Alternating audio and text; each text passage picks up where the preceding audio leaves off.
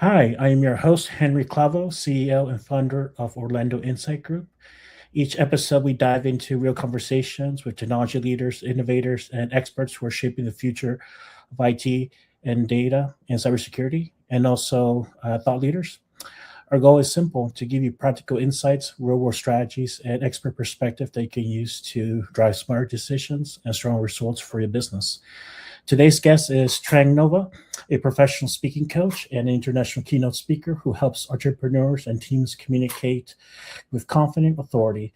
Once a withdrawn introvert, Trang went on to speak on a global stage, including TEDx Cecil Street in 2024. Interestingly, she came to this work after years as a psychotherapist and strength and conditioning coach. And now she treats communications the same way as both an art and a science skill that anyone that can master rather than a gift that you're born with. She's also the host of the Voice for Impact podcast. Is on a mission to help more visionaries find the confidence to speak up and lead. Welcome, Trang. How are you today? Henry, thank you so much for having me. And thank you for that wonderful introduction. I always sit back and listen to my own bio and I'm like, oh my God, did I really do that? So it's a great way just to kick off the podcast. Definitely. And yeah, we're happy to have you here. Especially our audience are very curious to learn about your industry and your work. So, for listeners meeting you for the first time, how do you describe what you do and who you help? Mm. Well, to start off with introducing what I do, what I want to actually point out is it's adaptable. So, depending on who I'm talking to or my environment, I will change how I introduce myself. And Hmm. that is a secret to communication. Hmm. However, the most easy to understand way to describe what I do is that I help people. Like professionals and business owners, I help them to speak with confident authority so that they can be recognized for their expertise. And I help people to do that on and off the stage, whether it's in their business, whether it's in networking, meetings, negotiations, with their client relationships, or if they are an aspiring speaker and they want to up level their presentation or public speaking skills, then yes, I help people to be more confident to own the stage. Yeah, especially in the IT and tech stage, I meet many people who are not confident or are able to communicate not only on the stage but at work. So it makes sense that knowing these skills will help elevate someone's to the next level. Yeah, absolutely. And this is something that I talk about all the time. Like there are brilliant people in this world. A lot of the listeners to this podcast, I'm sure that they are great at their technical knowledge. But the thing is, you could be the best in the world at what you do. However, if you struggle to confidently and clearly convey that to others, then how will people ever know? You only ever be perceived at the level of your ability to communicate. If you are stuttering, if you are unable to pitch yourself, advocate yourself, explain what is in your mind, then to the other person, how will they trust you? How will they believe you? How will they pay you what you are worth? And that is the secret. That's the $1 million answer. Like, not many people know that, or they believe that merit and working at the best what you can do will get you there, but that's usually half the battle. Yes. You talked about going from a withdrawn introvert to speaking on a global stages like TEDx. What was the turning point that started that shift, Trang? Mm. I wish I could say that there was a single turning point where I went from being shy and quiet to suddenly being like confident in using my own voice to be heard. However, it has been a journey. And for me, it started from when I was young, when I was just starting out in school. For anyone who doesn't know my story, I was born in Australia to Hmm. Vietnamese immigrant parents. So growing up, I spoke Vietnamese, not Hmm. English. And what that meant was when I started in school, I couldn't speak nor understand this alien language that everyone else was speaking around me. So I was sitting in the corner by myself, just trying to get by. And throughout the years of school, I naturally started to pick up more English. I started to actually be able to communicate with others. However, I still felt quite like an outsider, like culturally. Everyone was into the AFL, which is Australian Football League. I had no idea what that was. I was bringing food to school that I loved at home, noodles and rice, but it smelled funny at school. And the kids would look at me and they'd be like, "Oh, Trang, that smells." So I always felt like the outsider who didn't belong.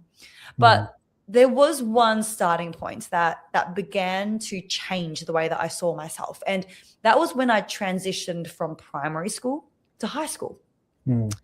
When I went to high school, it was a completely new start. I remember at orientation day, no one knew each other. Everyone was by themselves.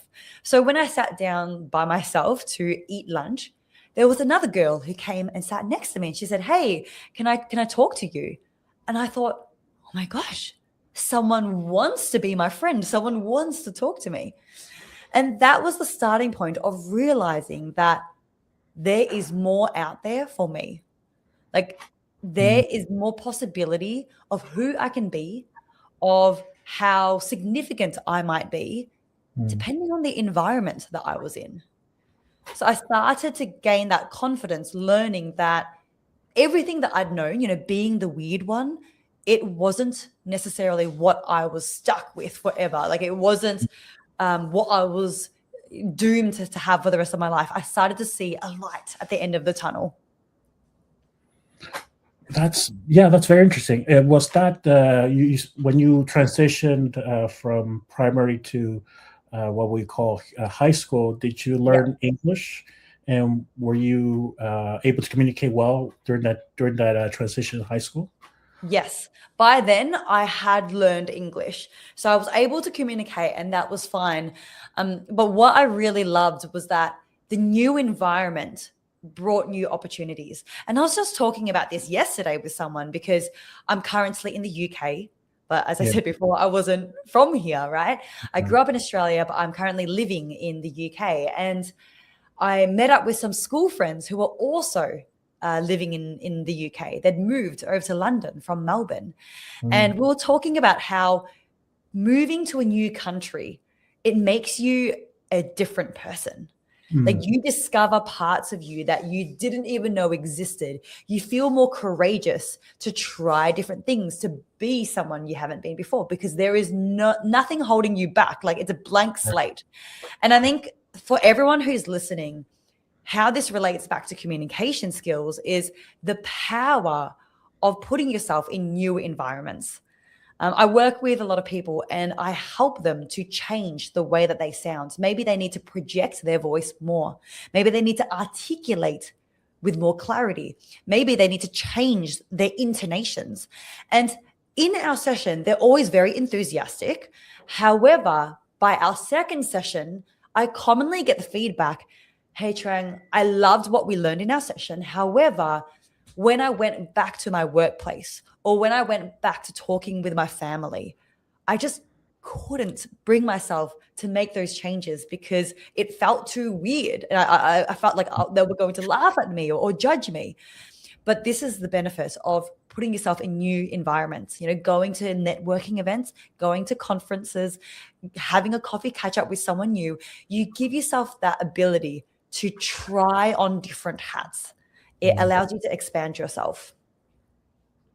That's very interesting. I can relate since 6 years ago I moved to Virginia, and I started to pursue opportunities, location, buying a house. Then when I go back to my old environment, I'm still the same kid that grew up there in New Jersey, staying with the parents, doing nothing. So it does make sense. Yeah, you have to change your environment to make a positive change. Yes, absolutely. And that's not to say that it's impossible to change in an old environment either. Like I do this. I move overseas. I live overseas. And then when I come back to Melbourne and I speak with old friends or family, it is tempting to go back to old ways. But this is where I remind myself, hey, this isn't a step backwards. No. This is actually an opportunity to further ingrain these new habits, to actually utilize this higher level of communication or higher level of thinking or whatever in old environments that want to pull you back. So it's harder, but it's not impossible. No, I agree. But yeah, it's harder because you are in familiar ground, and it's very hard to change. I wanted to go back. The reason I asked the question about learning English is because not only does your environment change, but also your personality changes when you learn a new language. I just was curious, do you feel the same person, the same Trang when you speak English versus when you speak Vietnamese, or they're the same for you? Oh, it's so interesting that you ask this. But Henry, can I ask you a question? Do you speak multiple languages yourself? I speak Spanish and English. Yeah, so you may actually resonate with this, or maybe this is why you asked the question. I was just reading a research study the other day about this. So, in short, my answer is yes. I do feel a little bit different when I speak my different languages. And that's not just because of the language, but also because when I'm speaking Vietnamese, I'm almost always with family. And then when I'm speaking in English now, I'm usually doing business, or I am teaching, or I'm on a stage. So it's like two different archetypes, like two different hats that I wear when I am in different zones of languages. But I did read a research paper about this, and it is true. It's very often that people who are bilingual or trilingual, they feel like different people when they speak different languages, because it activates different parts of them. And that just shows how powerful language is. Language and communication, like speaking, is not just an extension of us. It feeds back into our sense of identity and how we feel. So this is why I love what I do, and no bias. I mean, obviously this is what I live and breathe, but it plays such an integral role in how we move through life, the success we achieve, how confident we feel. It comes back into the way that we speak. I agree. When I speak with my best friend, I'm a different person. I express myself better. Basically, I'm at home compared to English, which is different. So I can Mm, relate. Yeah. yeah. What interests me about you, Trang, you spent years as a psychotherapist and strength coach before going on in on communication. What made you take that leap? Mm. I I often look back, and in this case, there was a single turning moment. And I know it sounds very romantic, and you can like over exaggerate how powerful this turning moment was, but there was one moment. So what Mm. happened was I'd gotten up early one morning to go for a run. And when I stepped out onto the sidewalk to begin the run, I heard a crunch. And I was like, what's that? What's going on? I looked down and I'd stepped on a snail. Oh. Now, this wasn't the first time that I'd stepped on a snail before. I'd done it many times before, but for some reason that morning, I couldn't stop thinking about it. And I couldn't help but feel guilty that Mm. me going for a run on this day at this time, I'd caused such an effect on something outside of me. Like in this case, I'd killed something. Mm. So if I had taken a split second longer to have my drink that morning, or if I'd snoozed my alarm one more time that morning, I probably wouldn't have stepped on that exact snail. Right. So it really dawned on me, wow, every decision that I make, every micro decision, every macro decision has a whole series of consequences. Mm. So as a human being, I have such a profound impact on the world around me that goes beyond what I would ever witness or understand based on every decision that I make, every action that I take. So that unlocked something that I did not see coming, because it awakened this quarter life crisis. I was Wow. 24 at the time. And I know this sounds very dramatic, but it really was. I started to question everything. I Mm. changed my diet. I actually became plant-based. I changed my lifestyle. I started to question my career. And I thought to myself, based on what I do every single day, how can I choose a path that has the most impact? That makes the biggest difference in this lifetime rather than just cruising through life, living day by day. So I decided that I wanted to work with people more deep and more comprehensively than just as athletes. I wanted to work with them as human beings. Mm. And through a series of experimentation and trying different things, I found my superpower. And my superpower is in how I make people feel with my voice.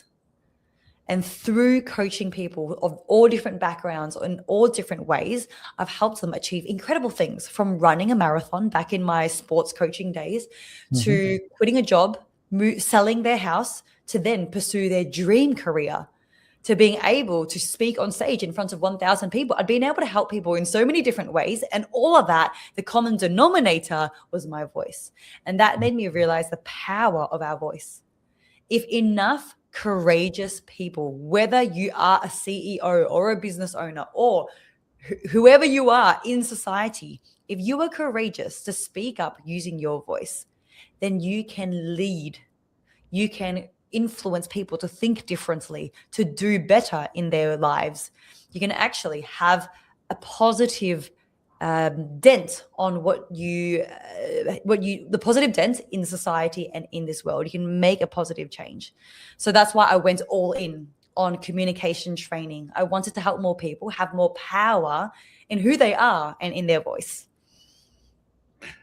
Yeah, wow, that takes a lot of self-awareness to realize that, that event and being able to affect somebody, to transform from what you did before to what you're doing now.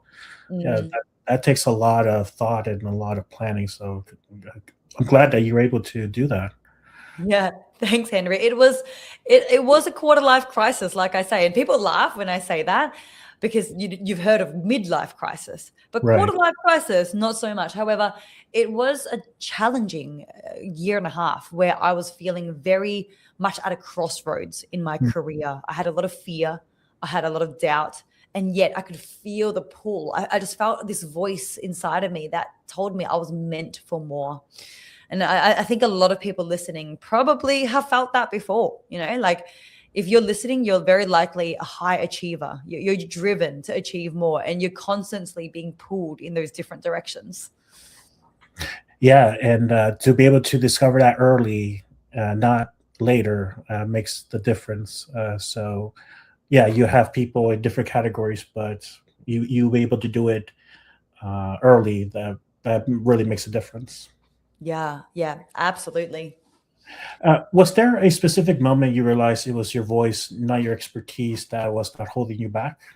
Mm.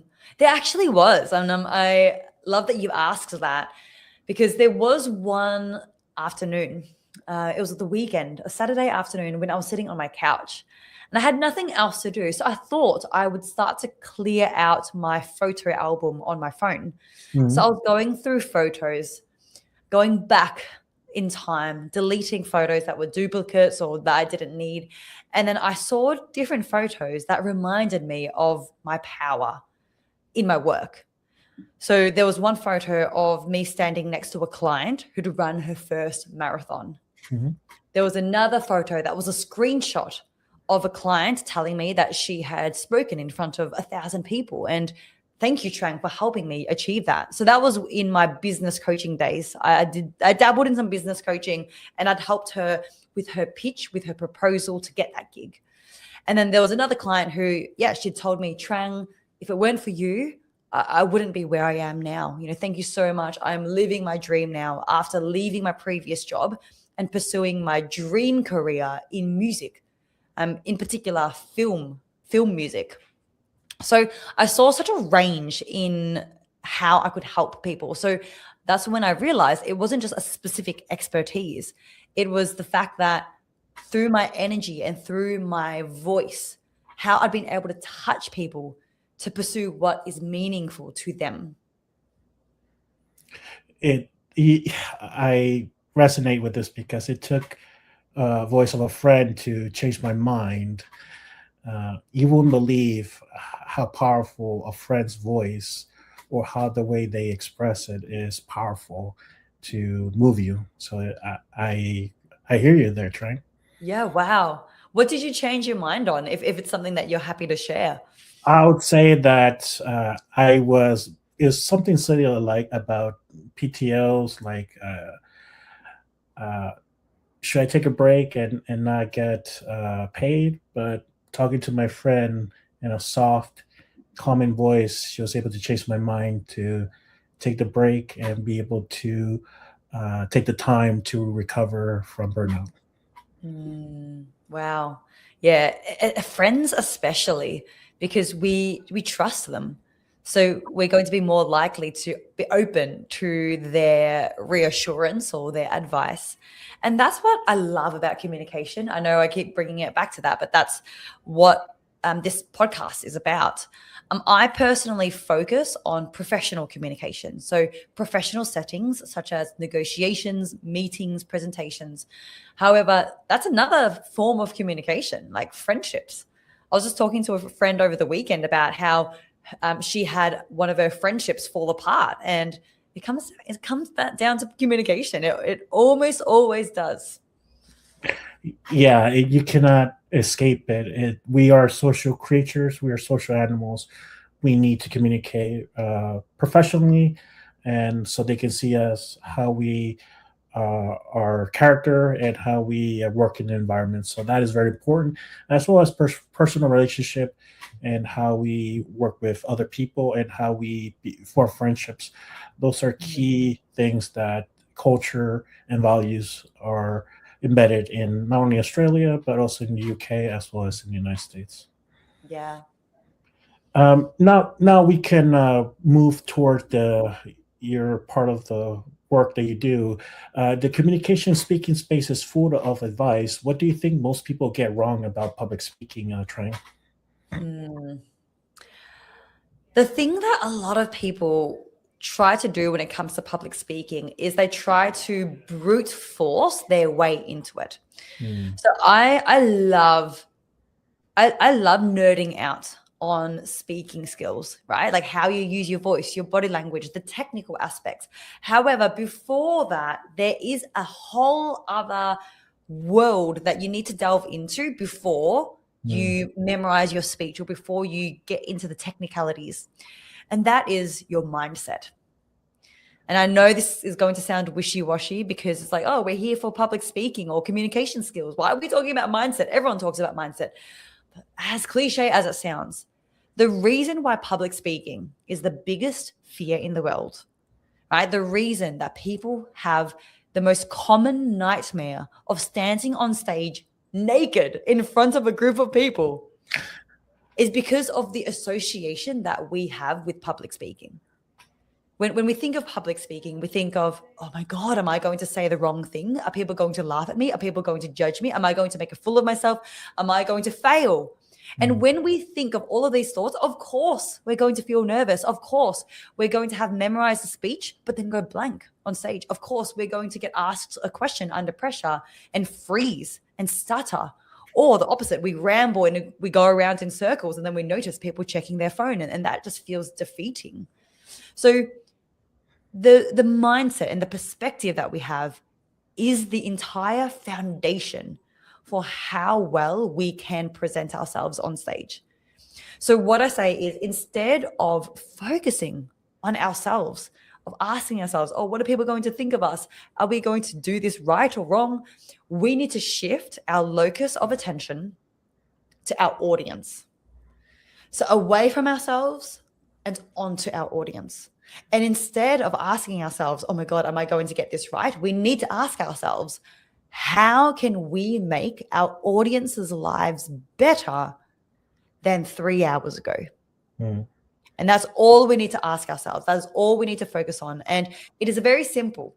It's very simple. It's not always easy, but it's very simple. We just need to shift our attention onto our audience. And when we do that, everything changes. I remember there was a time where I was feeling particularly nervous. I was already well into my speaking career. However, I was speaking to a bigger crowd than ever before.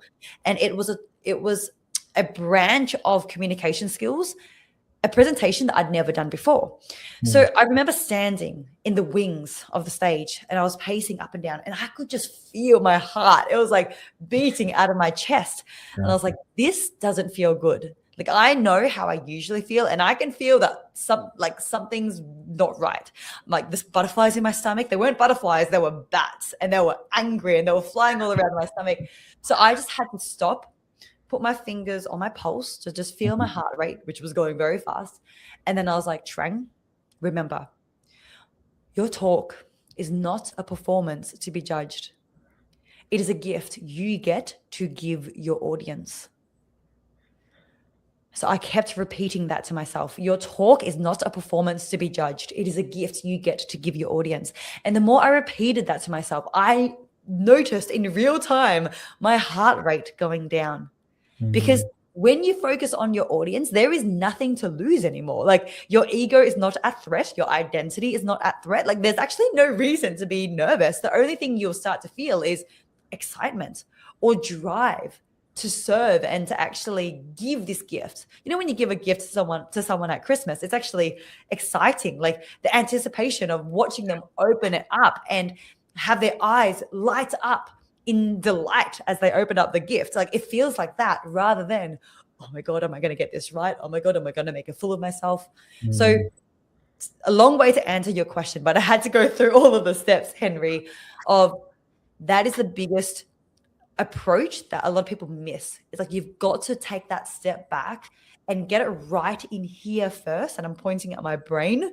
You got to get it right in your minds first before you nerd out on the technical skills of speaking, you know, to pause that second longer or to memorize your speech or to use different storytelling techniques. Like, all of that is important, but it comes later.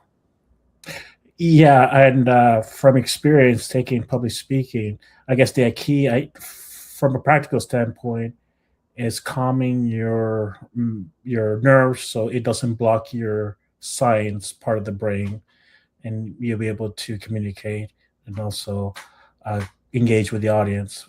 So that makes sense. Yeah. Yeah. You frame speaking as an art and a science. What does the science side look like in practice, Trang? So this is where I get all nerdy on communication skills, because I do have a background in science. So I'm not a stranger to reading papers and reading research, and communication is the same. So there is a lot of communication science. You have statistics such as, if you make eye contact 50 to 70% of the time when you're talking to someone, then you'll literally create more oxytocin in their body. Like, you can change their hormonal profile just by the amounts that you're maintaining eye contact. Or there is data such as up to 65% of your communication comes from body language cues, not just your speaking cues. And then up to 93% of the message that people receive from you doesn't come from what you say, but how you say it. So, you know, when you're at home and if you got your partner at home and you ask them, are you okay? And they say, I'm fine. And they've said they're fine, but they've now crossed their arms. Yeah. They said it through gritted teeth. And they're giving you the biggest bombastic side eye. Like, and you're laughing because maybe you've experienced this before, Henry. You know they're not fine. Even though they said they were fine, they are not fine. So this data, the science, it shows us how we can use communication skills for everyone's benefit, to have more power and influence from our side, you know, to be respected in a job interview, to be able to close a deal in a sales call, but also to benefit the other person. Because when we communicate in a fluent and in a masterful way, we make them feel better. We make them feel good. We make them feel understood, seen, and heard. We make them actually feel safe with us, because they can understand directly what we are saying. There's no passive aggression. There's no beating around the bush. There's no second guessing what it is that we mean. We communicate with more clarity. We make it better for the other person. We can then inspire them more effectively if that's what we're trying to achieve. Right. So everyone wins when we have this science that we can use in our communication. Now, I do get the question, oh, but Trang, isn't that a bit manipulative? Like, why don't you just be genuine? Like, why don't you just be authentic? And I think that's a valid question because it can seem manipulative. However, if you think more about it, being authentic and being skilled at something, they're not mutually exclusive. You can have bad intentions and want to manipulate someone, like scam them with money. And you can use good communication skills to manipulate them, sure. But what if you wanted to lead them? What if you wanted to inspire them or to empower them to do better? Then you can use masterful communication skills to achieve that. So manipulation is not in being skilled, it's in your intention. Yeah, that makes sense. It's how you use it, positive, negative. Yeah. It's how you use it. And if you want to use it for good, to better someone, then it's great. But in general, we don't talk with people about the science, but we show them how we make them better instead of talking about it. Yeah, absolutely. You said people are often perceived at the level of their communication, not their real expertise. What does that cost them? Where do I even start? I mean, think of any time that, to all the listeners, think of any time that you have wanted to close a sale, but you couldn't.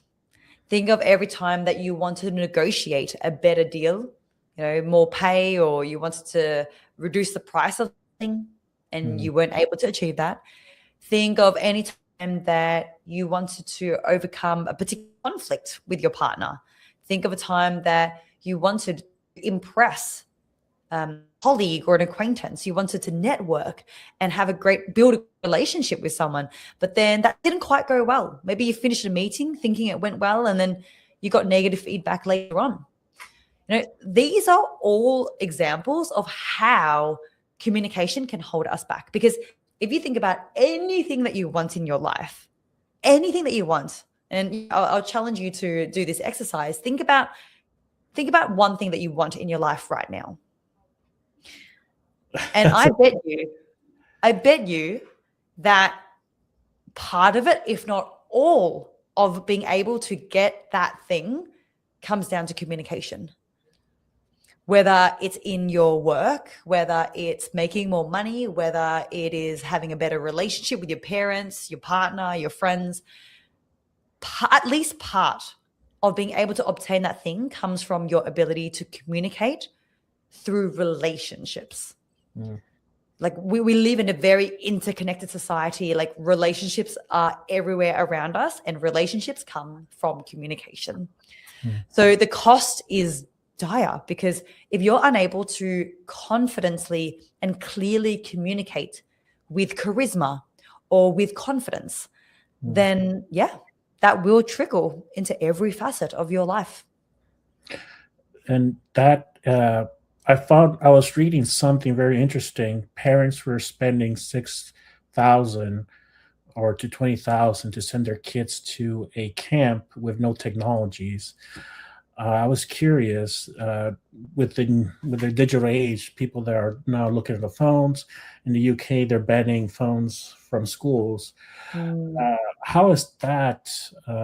Has it positively or negatively affected their communications? And how do you handle those challenges when you work with professionals who are on their phones or who can't live without their technology?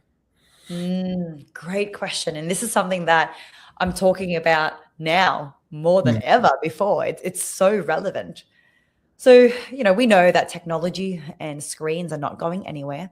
So that is something that it's a losing battle. We can't try to fight that. We can't try to stop that. And in some ways that is beneficial. Like a lot of us have gotten great at speaking into a lens. Now, like you and me, we are having a conversation right now from opposite sides of the world. We are on completely different continents, separated by an ocean. Like, how cool is that? And, remember back at the start of COVID times when people really struggled with virtual calls because they didn't know where to look. They didn't know how to use their hands. It was very awkward. Anyway, we're very good at speaking to the camera now. However, something that we have lost is the ability to speak in person. And I noticed that not just in adults, but in kids. Like I've got cousins who are university age now, but during their critical years of high school, they were at home. Kids growing up now where all they know is the screen, they are having less and less in-person time. And I know that's affecting so many different areas of relationships and quality of life. But from a communication standpoint, it's something that is so critical. Like we are on the tipping point now of maintaining these skills because with AI, and I've had these conversations where people are like, hey, what do you think of using AI voice generation? So if you don't like the sound of your voice, or if you are unable to speak to the camera, you can just use AI voice generation or even image generation. Like if you're doing a job interview, you can use AI now to make it look like your eyes are looking into the camera, even if your actual eyes are gazing down at the screen to look at these answers that you've prepared. Right. That is cool technology, sure. But oh my, are we going to be struggling and gasping for air in 10 years from now when we become dependent on these technologies and we find ourselves wanting to go for that dream job, or we want to go on that first date, or we want to have an in-person pitch because we want to sell our company? And it's not going to be online. If we're talking like millions of dollars, it's going to be in person. We're going to be struggling and regretting that we didn't maintain that skill when we still had it. Right. So I really feel like we're at that crossroads. It's kind of like fitness. It's so much easier to maintain your fitness at the gym than to try to get fit again after not going for 3 years. So communication skills, we're really at that tipping point now where we can go in one direction or another, but nothing will ever replace the in-person and the ability to communicate with our own voice and our own body, because we're never going to be able to completely run away from that. It will always be an element of our life. So we need to keep that up. Yeah, it's like training. You have to do some reps, do some practice, that's why you have, I know in the UK, people go to pubs, people go to social hours, they have run clubs. So anything to get them to move it, but it is all comes down to best habits that they develop, I bet. Yeah. And I know it can seem hard, and I might jump ahead, Henry, you might have asked this question later on, because I am a proponent of practicing communication skills. Just like anything, if you want to learn a new language, if you want to get better at running, you've got to apply yourself. You can't just get better without doing it. So I am a big fan of actually allocating time to practice your communication skills. And I usually recommend 10 minutes a day. Now, that's not a lot, but it's also a lot for some people. Now, if that is too much for you, here is your easy out. When was the last time that you opened up your mouth to talk to someone? I am pretty sure it would have been at some point today. So every day we are already opening up our mouth to speak to people. So even if we don't have the ability to set aside 10 minutes a day to practice, we actually get to practice every time we open up our mouth, every single day. So what I recommend is actually putting a reminder on your phone. Put a reminder at 7 a.m. in the morning to kickstart your day. Put a reminder at 11 a.m. to get you reminded late in the morning, and then again at 3 p.m. in the afternoon to cover you in the later half of the day. And with these 3 reminders on your phone, you can be reminded to become intentional about the way you communicate. Just choose one thing. And I know we've kind of skipped over this in terms of like the actual techniques of what people can do to be better. But if you want to project your voice more, if you need to use a downward inflection instead of upward inflection, if you need to articulate your words more clearly. Like, choose one aspect of your communication that will make the biggest difference to you, and then focus on that for one whole week. You don't have to try different things. Just do one thing, put that reminder 3 times a day, and you will already start to notice changes through intentionality.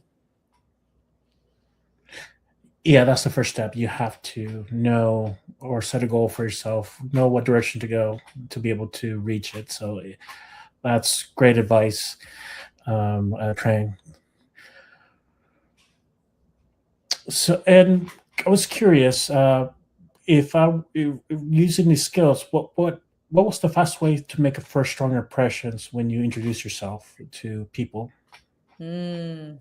Oh, this is getting really practical now. I like this. So, first impressions, right?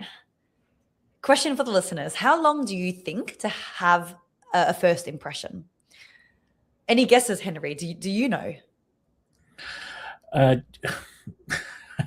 I guess going back to the basics, meeting someone at a social event, dressing well, and combing your hair, and being intentional when you walk to meet somebody. I think that's yeah. Yeah. So all of those things that you just described, they're all related to your appearance, would you say? Like how you look, how you walk. So body language is one of the 3 elements of communication. The other 2 is your verbal delivery, so what you say, and then also how you say it, how you sound. So body language is what you just said, Henry, and that is the first thing that people see, right? Now, it doesn't take them 20 seconds to make an assessment. It takes them 0.1 seconds. And this has been found with research because they actually did an experiment where they flashed photos of people's faces for just 0.1 seconds. And during that time, the audience had to make judgments of their traits, such as likability, trustworthiness, credibility. And they found that in 0.1 seconds, they made their judgments.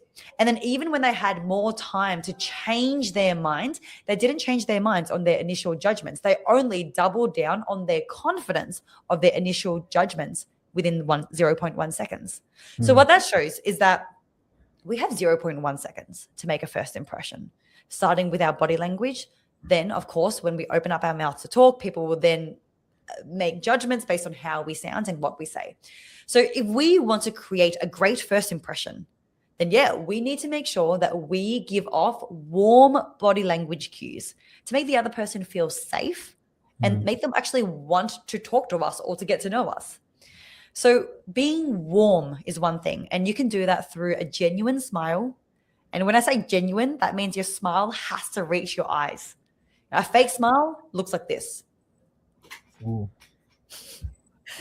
And that you can just tell straight away because my lips moved upwards, but my eyes didn't change. So you need to have a genuine smile that reaches your eyes, that gives your eyes crow's feet wrinkles. Another way to show warmth is open body language. I think this is something that everyone is aware of, right? Arms out, palms facing up. These are obvious things, but the question is, are you actually doing it? Or are you at a networking event? Or have you walked into a board meeting and your arms are crossed? Or your hands are underneath the table instead of resting on the table where they are visible?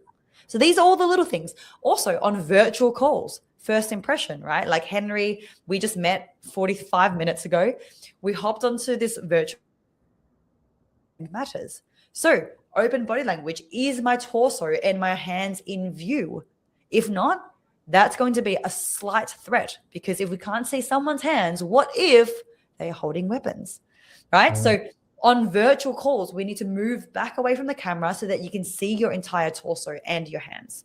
So that's through your body language. Now, through your voice, the way that you can use your voice to create warmth and trust with a first impression is greater melodic variation. Now, that sounds like a big word, but essentially what it is the opposite of being monotone. So if I talk monotone, then I'm going to talk like this, and I can be like, hello, everyone. I'm very happy to be here today. Thank you for having me. And that just sounds very dull. It Yeah. sounds boring, and there's no rapport. Versus version number 2. Why, hello, everyone. Thank you so much for having me on the podcast today. I'm very delighted to be here. Straight away, with more pitch variation, I'm going up, I'm going down.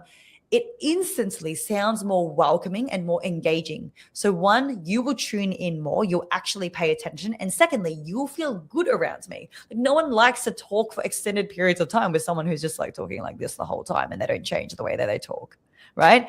So thinking about these elements that are proven to improve relationships will help you level up your communication skills. Yeah. It's like a tango. Yeah, you're the lead, and you have to follow and lead, follow. So it is a skill that requires a lot of practice. Yeah. Learning from past experience. But yeah, we're almost down to the last quarter. You host your own show, Voice for Impact. What have your guests taught you about communication, Trey? I do. So shameless plug, that is my podcast, the Voice for Impact podcast, where I talk about everything that I've shared today in more detail. I actually go into the technicalities of how you can use your voice for more authority, how you can use your words to gain more respect. It's a solo podcast, so I don't interview any guests. It's only just me on the podcast. So yeah, I haven't actually interviewed any guests on there, but maybe I should do that in the future. Yeah. Especially is if you want to learn about people from different industries, different challenges. It helps feed your ideas and be able to communicate different or get an audience segment. Who knows? Yeah.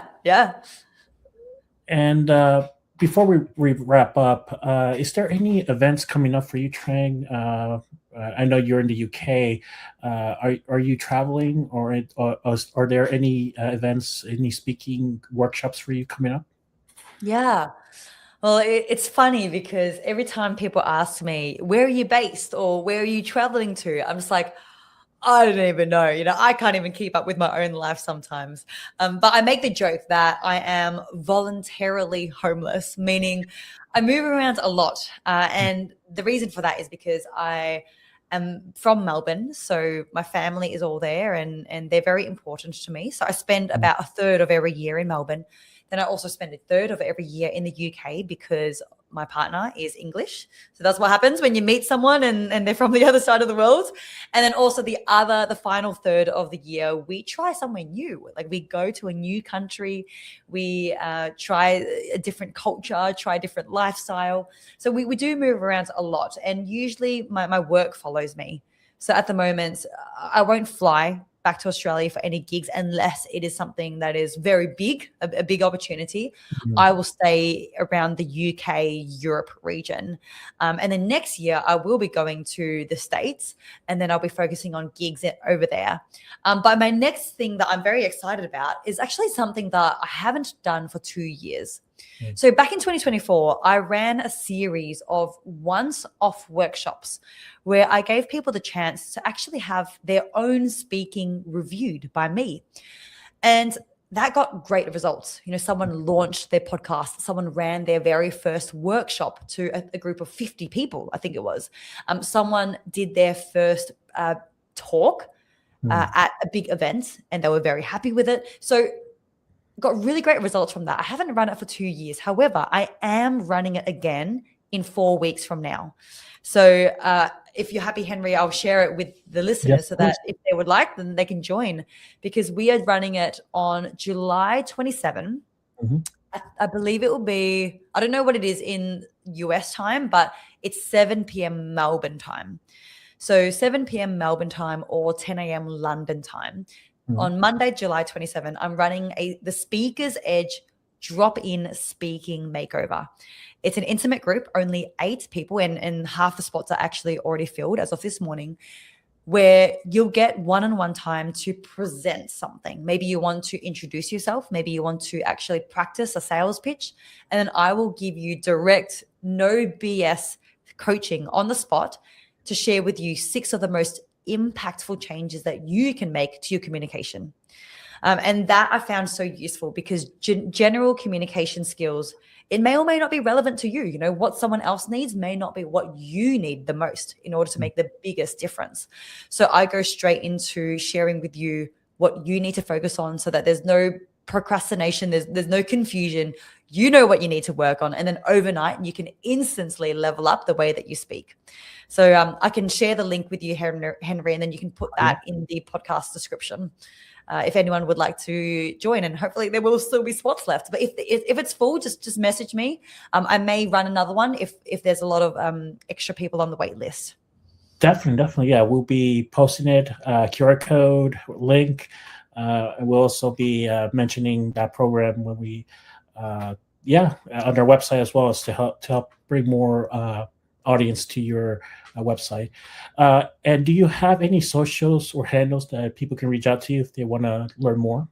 Yeah, absolutely. I'll share my socials. I forgot to mention with the drop-in speaking makeover, like I should mention how much of a good deal it is, because if that is the thing that has you sitting on the fence, this will be like, yeah, actually I'm in.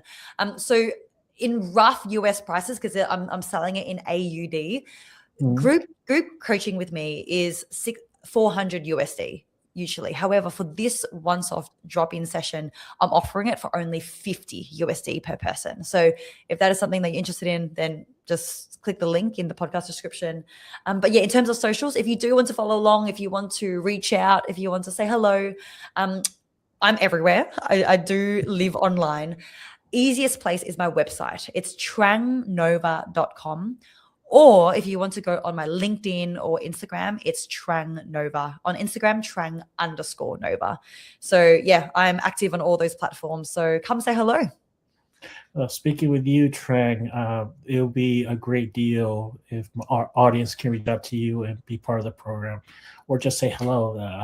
This has been a very informational conversation with you, Trang. So thank you so much. If you do visit the States, if you're in New Jersey, New York, Virginia, or Seattle, please come say hello. Yeah, I absolutely will. I've got another client who lives in Seattle too. So maybe there's a good reason to come visit. Oh, yeah, definitely. I would recommend the summer, but we can work something out for the fall or for the spring. Yeah, I can understand why you're saying that. I'm permanently chasing summers right now. It's the way to live. Exactly, and we have the best lakes, the best sales lakes that we sell, the best food. So you'll be right at home. Yeah. Why? Thank you, Henry. Thank you so much. Thank you for. We would love to have you come back, Trang. You've been a great guest, and please let us know in the future if you plan on releasing more products or if you're writing a book. We'll be happy to have you come back and talk about it. Yeah, fantastic, Henry. I'd love to keep in touch. So thank you for having me on the podcast. It's been very fun. I was saying to you before we started recording, I haven't done a podcast interview in a long time. So it's been fun. And I'm so glad that we've done this. Thank you so much, Trang. Thank you for tuning in and for staying tuned for this episode. If you are interested in conversations like this, you can find us at orlandoinsightgroup.com, and our podcast channel is orlandoinsightspodcast.com to sign up, subscribe, or leave us a message. So have a good evening and take care. Bye.